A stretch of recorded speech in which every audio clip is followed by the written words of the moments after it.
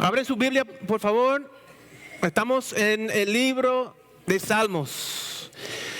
Vamos a retroceder 100 capítulos al capítulo 19. Capítulo 19. Eso fue escrito por David, el rey David. Es una poesía muy bonita, escuchan eso. Los cielos cuentan la gloria de Dios. La expansión proclama la obra de sus manos. Un día transmite el mensaje al otro día. Una noche a la otra comparte sabiduría. Sin palabras, sin lenguaje, sin una voz perceptible. Por toda la tierra resuena su eco. Sus palabras llegan hasta los confines del mundo. Dios ha establecido en los cielos un lugar para el sol. Y este como novio que sale de la cámara nupcial, se regocija cual poderoso guerrero al recorrer su camino. Sale de un extremo de los cielos y en su recorrido llega al otro extremo, sin que nada se libre de su calor. Aquí vemos los primeros 6 versículos de Salmo, en un salmo de la Torá, un salmo de sabiduría, y que David está alabando al Señor por su ley, Torá, los 5 libros del Antiguo Testamento. Y Dios se ha revelado a sí mismo a través de la naturaleza en nuestro mundo. En estos días, ayer estuve estudiando con mi hijo de 6º grado, está estudiando el universo, está estudiando nuestro universo, el sol, los planetas, y es impresionante. La distancia de la Tierra al Sol, y los planetas, y el ángulo, y cómo podemos vivir aquí. Uno estudia eso y dice, wow, Señor, me impresiona tanto. Aspectos que vemos en nuestro mundo, nuestro universo, como la belleza, las estrellas, la estructura del mundo, la organización, la armonía, la verdad, la justicia. Y otros trascendentales son observados. Esas cosas que sentimos y experimentamos universalmente en nuestro mundo. Y todos ellos remiten a Dios. Y Dios también, como se revela en el universo, también se revela de una manera específica en su ley.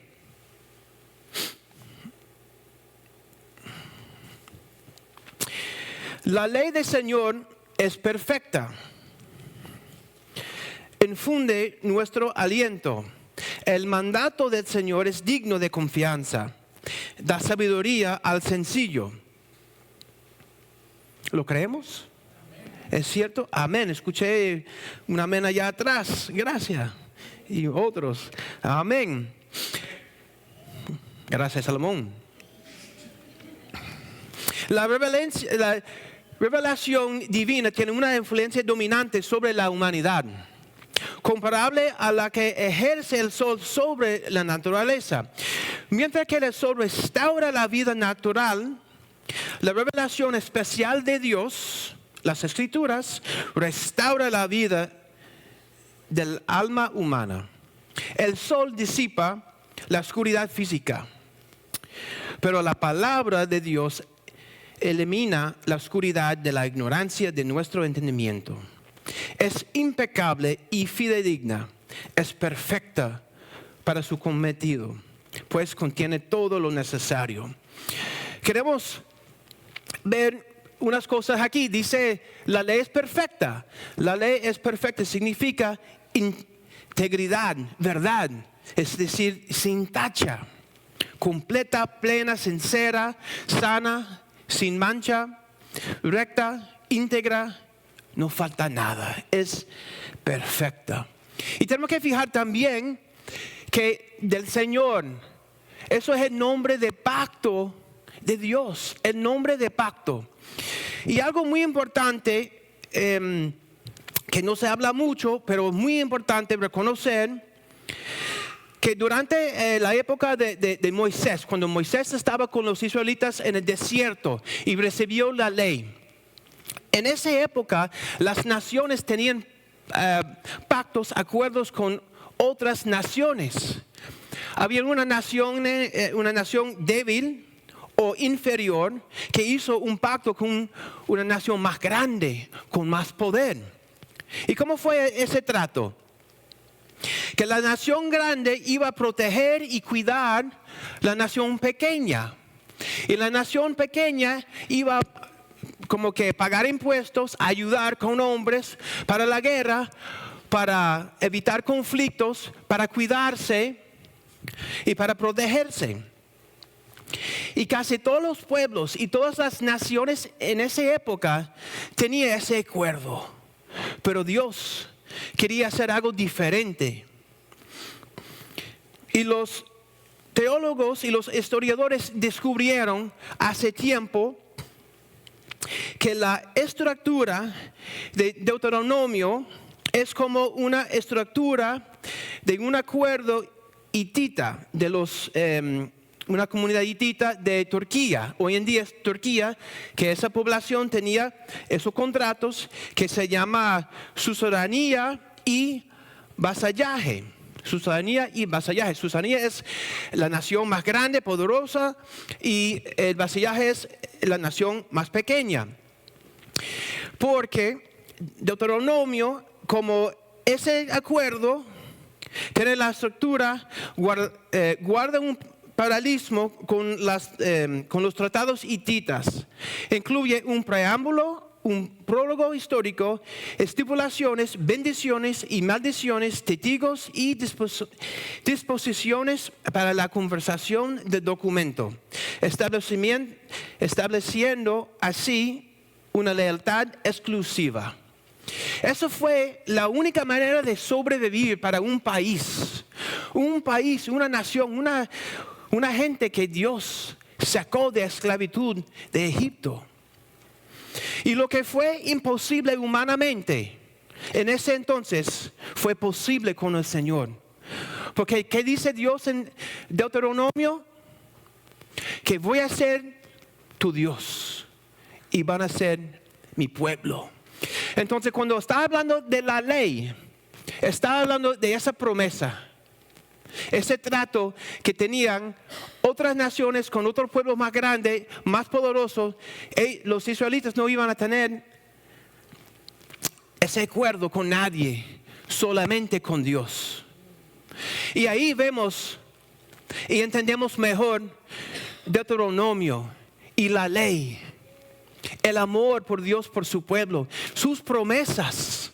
Entonces cuando David está regocijando en la ley, esa protección, él entiende como que una carta de amor. Te voy a cuidar, te voy a proteger. Eso no solamente son palabras, pero son sentimientos. Eso es poder, verdad. Y produce adoración.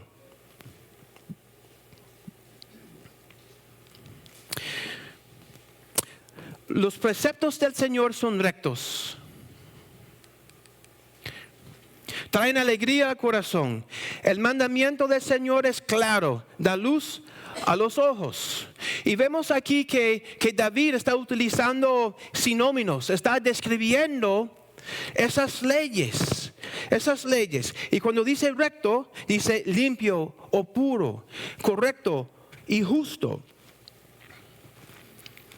Y sigue hablando, el temor del Señor es puro. Permanece para siempre. Las ordenanzas del Señor son verdaderas. Todas ellas son justas. Son más deseables que el oro, más que mucho oro refinado. Son más dulces que la miel que destila del panal. Por ellas queda advertido tu siervo. Quien las obedece recibe una gran recompensa. Vamos a entender eso un poco mejor. ¿Qué dice David sobre las leyes? Las leyes es la revelación del Señor. El Señor se revela por su diseño, por la creación, por el universo, las estrellas, el sol, el orden, la estructura que hay, y también a través de sus leyes. Y lo llaman, si ustedes hacen un estudio y anotan todos los sinónimos, ¿cómo es? Ajá. Son los mandamientos, mandatos, preceptos, leyes, ordenanzas, temor, reverencia. Y como lo describe, la descripción son perfectas, confiables, rectos, ¿cierto? Claros, puras, verdaderas, imparciales. Y otra vez, no podemos entender eso como palabras nada más. Eso fue el acuerdo de Dios con su pueblo. Esa promesa de amor y proteger y cuidar. Entonces fue tan importante. Entonces vamos a poner una ilustración. Unas leyes reflejan los valores y el carácter de una nación. En el Medio Oriente, las leyes son diferentes, ¿cierto? ¿Y por qué? Porque la mayoría son islámicos y va de acuerdo con su religión. Y son muy diferentes. Y ahora cuando usted vino a este país, ¿se encontró que las leyes son un poco diferentes que su país? Los impuestos, ese sistema tan loco.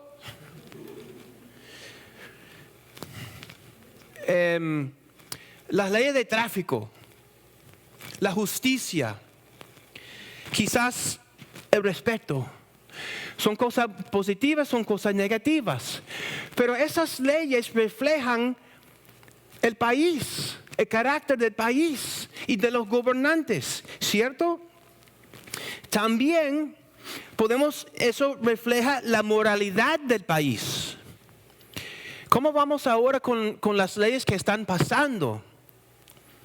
Si hablamos de aborto y las leyes, ese es un reflejo del país, de lo que quiere el país, de lo que piensa el país. ¿Cierto? También el matrimonio. Todo eso es un reflejo del país, de las creencias de un país.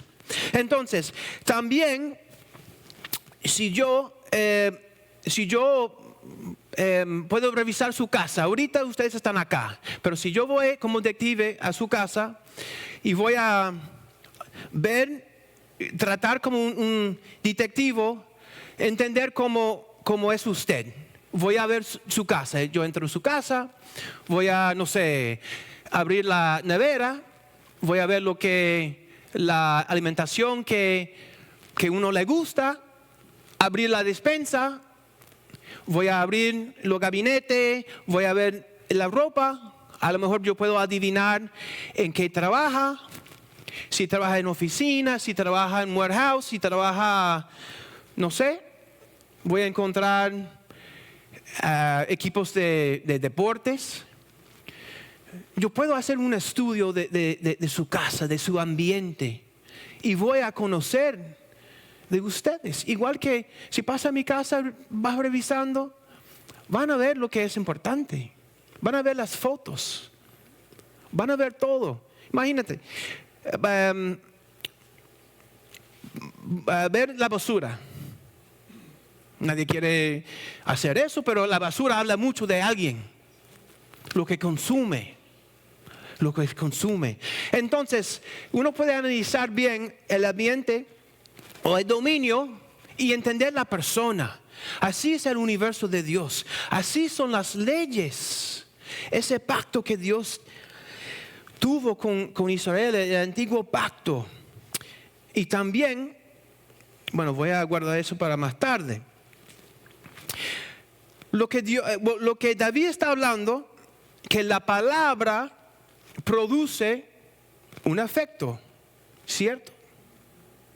Y todos vivimos de la ley de la causalidad, de la causa y el efecto. Si uno va al médico, ¿el médico qué va a hacer? Preguntar, entender los síntomas, y los síntomas son los efectos, normalmente. ¿Y qué quiere averiguar el médico? ¿Qué está causando ese efecto?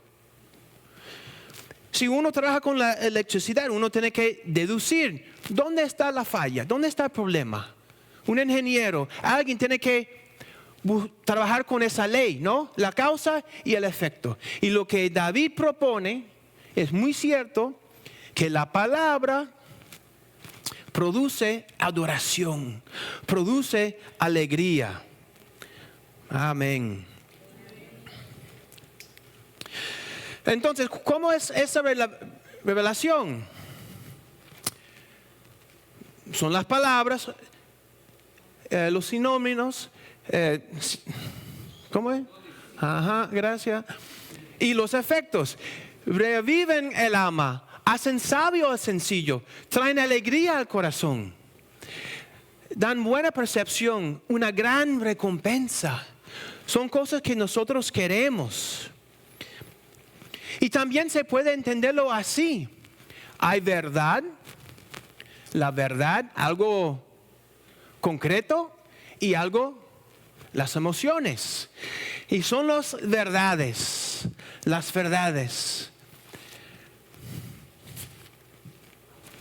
que produce emociones. Pero ¿cómo hacemos? Los cristianos hacemos dos errores. ¿Y cuáles son? Primero, ayúdeme con ese control, por favor.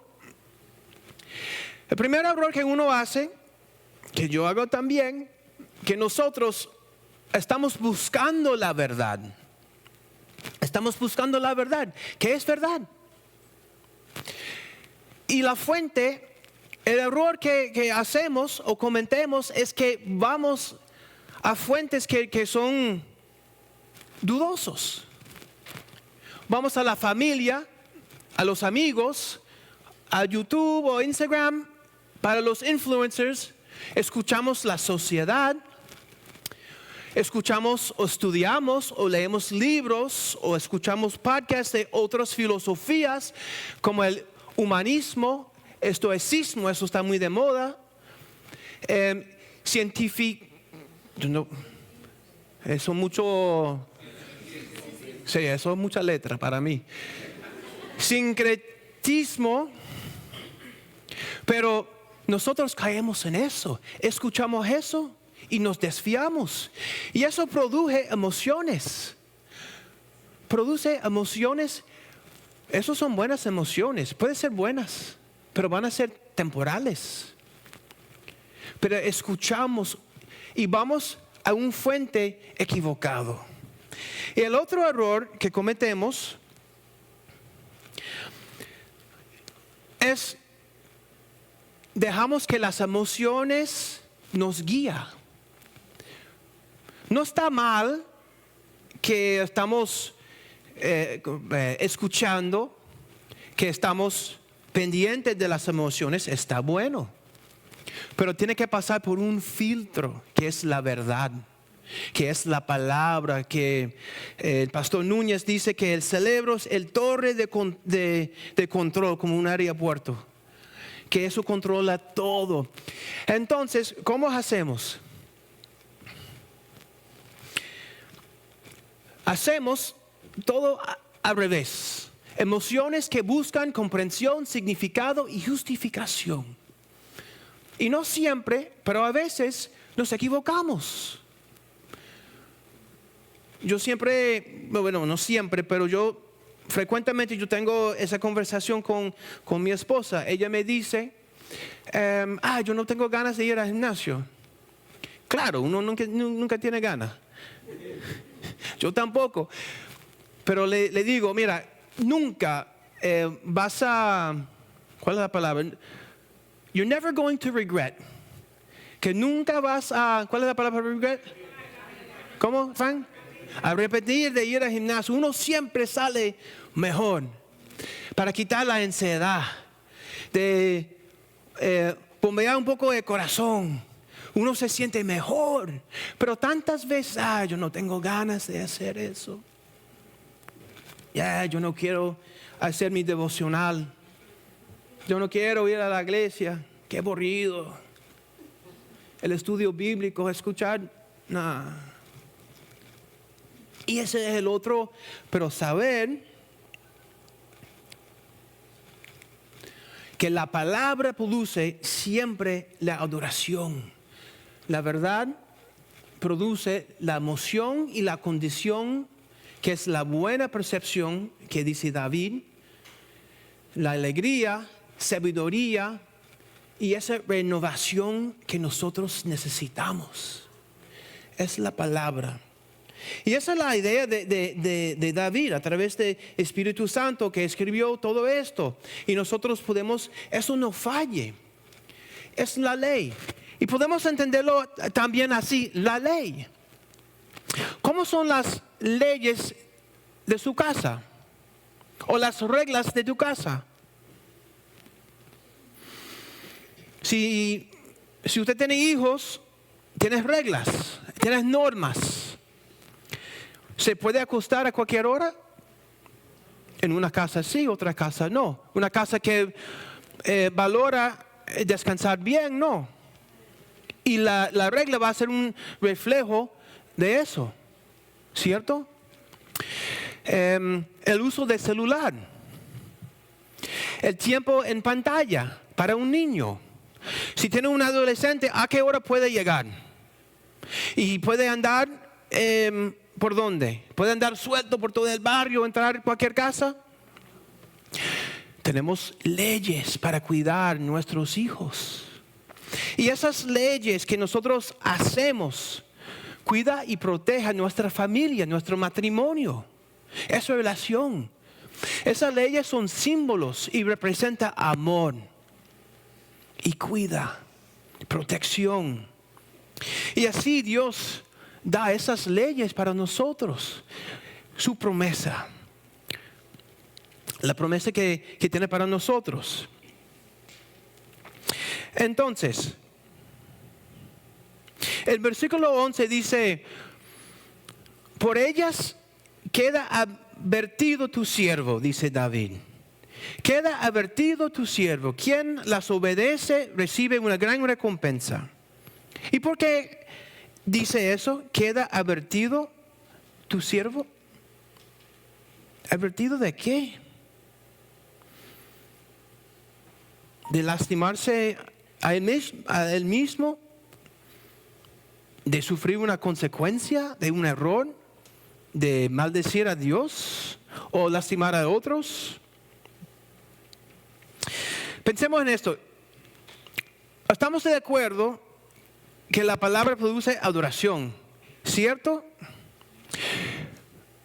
Entonces tenemos que ver cómo es esa adoración. Porque si la Biblia, si la palabra produce adoración, tiene que ser una adoración bíblica. ¿Cierto? Si la palabra produce adoración, tiene que ser una adoración bíblica. Entonces tiene que ser de alguna manera. Uno no puede llegar a Dios como uno quiere. Él es digno y merece adoración digna. Entonces, pregunto, ¿Dios habló de eso? O sea, déjame... ¿Jesús habló de eso? ¿Enseñó sobre la adoración de Dios? ¿Cómo debemos adorar a Dios? Vamos a pasar al libro de Juan. Juan capítulo 4. En Juan capítulo 4 es una historia bien conocida, que Jesús está pasando por Samaria. está con sus discípulos en Samaria y está muy cansado por enseñar tanto y estar con la gente y está viajando a Galilea, pero tuvieron que pasar por Samaria. Se pararon en Samaria y Jesús está descansando en el pozo. Y los discípulos se fueron al pueblo a buscar comida. ¿Y quién llega? La samaritana. En ese entonces, tenemos que entender, en ese entonces, un rabino, un hombre judío, no hablaba, ni siquiera miraba a una mujer. Y mucho menos un judío hablar o conversar o tratar con un samaritano. ¿Ok? Porque los samaritanos, ellos conquistaron por Asiria. Y Asiria los agarraron y los movieron para otras naciones. Y otras naciones lo movieron para Samaria. Y eso fue una mezcla de personas. Y eso fue a propósito. Para confundir los idiomas, las culturas, para que no pudieran trabajar tanto juntos y mantener división entre ellos. Entonces eso es como que quitar la amenaza. Entonces eso fue una área de una mezcla. Entonces tenía una fusión de creencias. Una fusión de creencias. Y los judíos eran los puros que seguían la ley de una manera muy legalista, pero los samaritanos no. Pero tenían algo de judaísmo, alguito, pero era como que la manera de practicar era corrompida. Entonces, en esa conversación, Jesús se revela a ella como profeta, como Mesías, aunque ella estaba tratando de entender. Y le dice, créeme, querida mujer, que se acerca el tiempo que no tendrá importancia si se adora al Padre en este momento, en ese monte. Estaba hablando de un monte donde los samaritanos adoraban al Señor de su manera, o en el templo de Jerusalén. Ustedes los samaritanos saben muy poco acerca de aquel a quien adoran, mientras que nosotros los judíos conocemos bien a quien adoramos, porque la salvación viene por medio de los judíos. Pero se acerca el tiempo, de hecho, ya ha llegado, cuando los verdaderos adoradores adorarán al Padre en espíritu y en verdad. El Padre busca personas que lo adoran de esa manera, pues Dios es espíritu. Por eso todos los que adoran deben hacerlo en espíritu y en verdad. ¿Cómo debemos adorar al Señor? Espíritu y en verdad. Ok. Eso es muy importante porque Dios estaba haciendo algo nuevo, algo diferente. Y otra cosa que debemos hablar un poquito más es que Dios no cambia. Bueno, eso ya lo sabemos. Pero en la Biblia, en la historia de la redención, Dios trata con la humanidad de una forma un poco diferente. En Génesis 1-3, la relación que tuvo con Adán y Eva fue directo. Estaban en la presencia de Dios. Pero después, en el versículo 4, era muy distinto. Salieron del jardín, ¿cierto? Entonces pasaron los capítulos, mataron a Abel. Y la torre de Babel y todo eso, y Dios quería destruir el mundo con una inundación y con Noé, y ahí hay otro pacto con el hombre, con el arco iris, que nunca iba a destrozar el mundo con agua así de esa manera. Y le dijo a Noé que puedes comer carne por la primera vez, gracias a Dios. Anoche comimos una carne rica, siempre los sábados, una carne.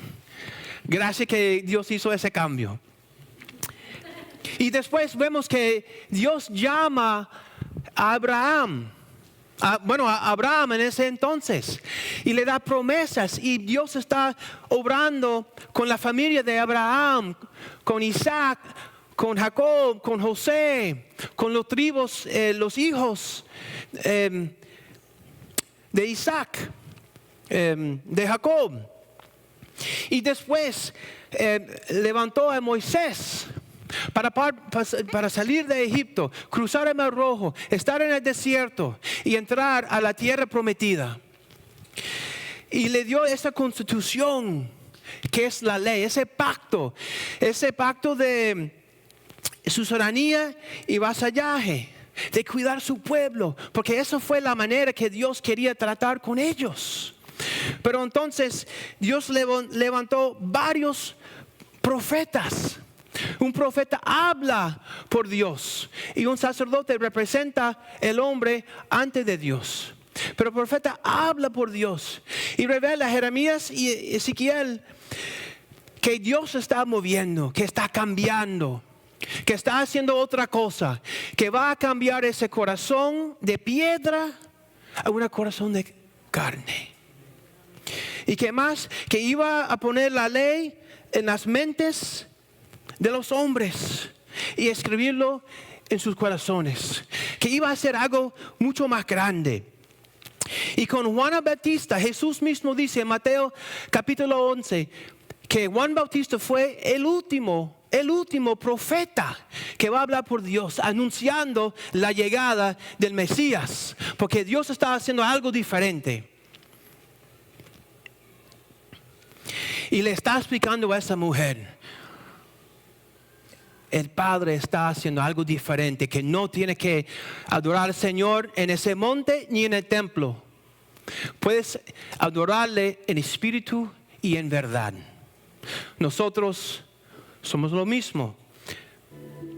Tenemos el Espíritu Santo, y donde hay dos cristianos, Dios está con nosotros. Podemos reunirnos donde quiera. Y cuando dice en espíritu, a veces, uno pregunta, Espíritu Santo, no, ese es en espíritu. Porque eso es contraste de como que en carne, de una forma física, de ubicación, que no tengo que venir a la iglesia para adorar al Señor. Debemos estar juntos, dice el libro de Hebreos, estar juntos cada domingo. Pero si estoy de viaje, yo quiero adorar al Señor de otra manera, yo puedo hacerlo. ¿Ok? Entonces, adorarlo en espíritu. Las paredes no son santas, ese púlpito no es santo en el sentido que me hace tocarlo, me hace más santo. No. O si me tocan a mí, van a ser más santos. Eso no es así. El lugar es santo porque nosotros somos santos y nosotros estamos aquí. Y tenemos que adorar al Señor con nuestras palabras, creencias y acciones. Y eso es la santidad.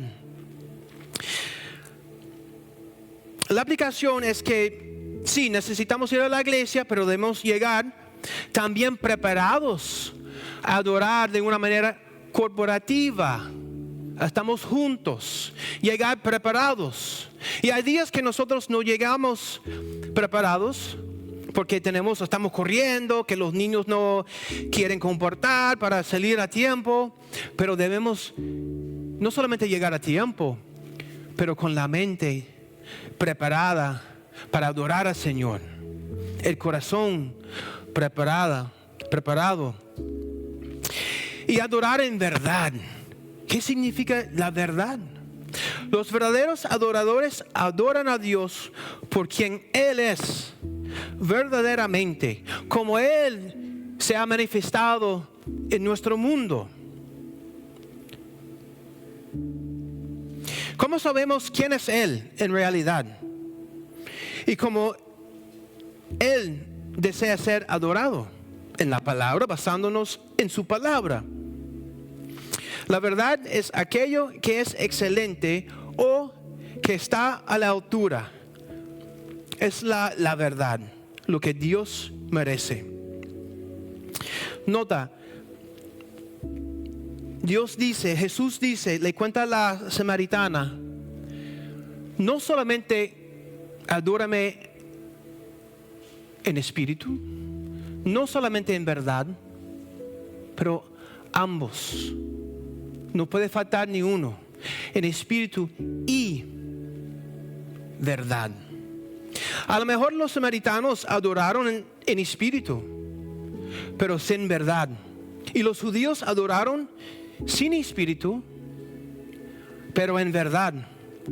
Un lado el emocionalismo y por el otro lado el legalismo.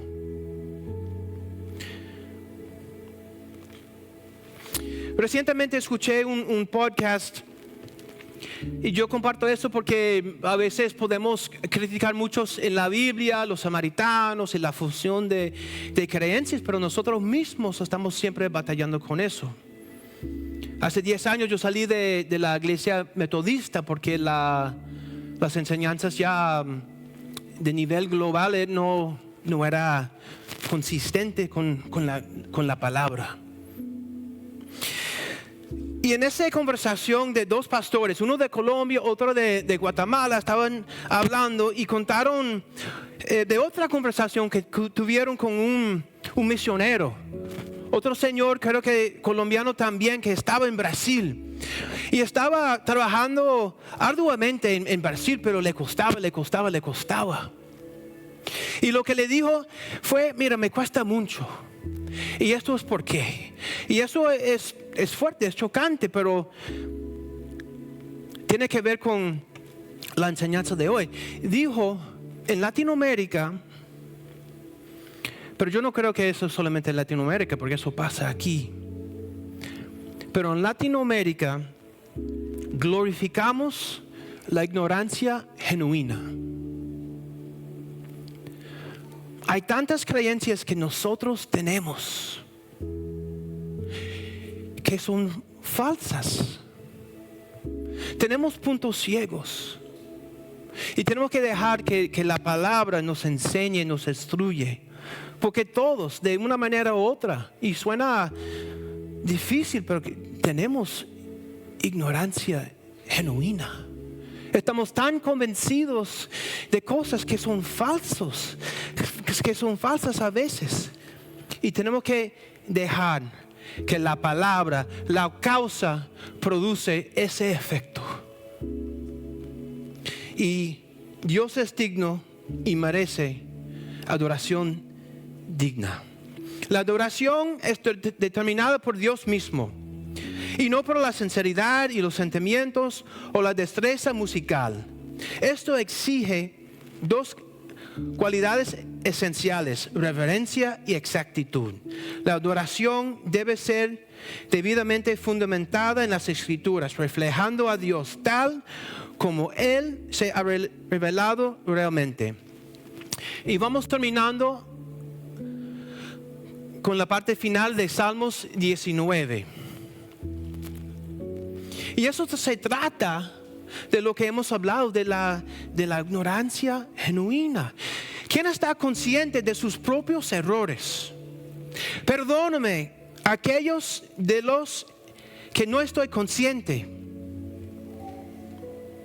Eso nos convence.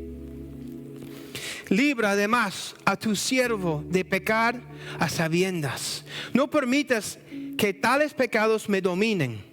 Entonces seré íntegro, inocente de un gran pecado.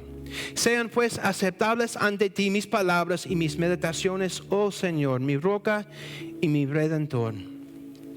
¿Cómo podemos aplicar eso? Ya hemos aplicado partes, ¿no?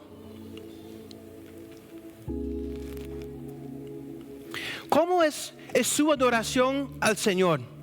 De 1 a 10. Dile al Señor, ¿cómo es su adoración? ¿Llegaron aquí preparados?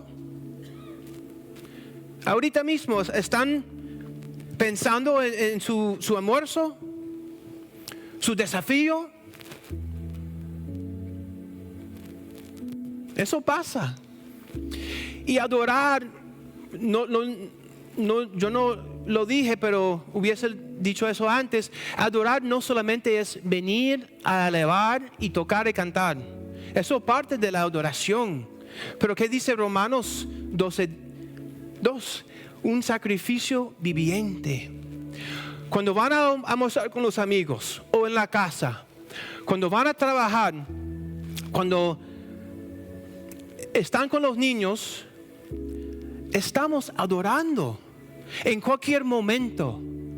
Una vida entera, un sacrificio entero. Muchas veces venimos con la mentalidad, yo escucho eso, me imagino que pasa aquí, pero en la iglesia americana hay un pensamiento de consumidor. Un cristiano que no me gustó mucho la prédica, no me alimentó, no me dio nada, no, yo salí igual. Nosotros no podemos llegar a la iglesia pensando en recibir. Vamos a recibir, pero no es la meta, no es el propósito. Venimos a adorar, a dar. Y en el plan de Dios, en la manera que funciona, es tan bonito, porque si venimos a servir y amar y enseñar y cuidar, con ese propósito también vamos a recibir. Igual vamos a recibir. Y eso es lo bueno. Eso es bueno. Otra pregunta: ¿qué contamina tu adoración? No solamente aquí, pero en momentos solos, cuando estás con el teléfono, cuando estás con los amigos, la forma de hablar quizás, o quizás puede ser los pensamientos. ¿Qué contamina su adoración? ¿Qué se interpone en tu camino para adorar a Dios? Muchas veces estamos aquí y terminamos la prédica enfocado en los desafíos.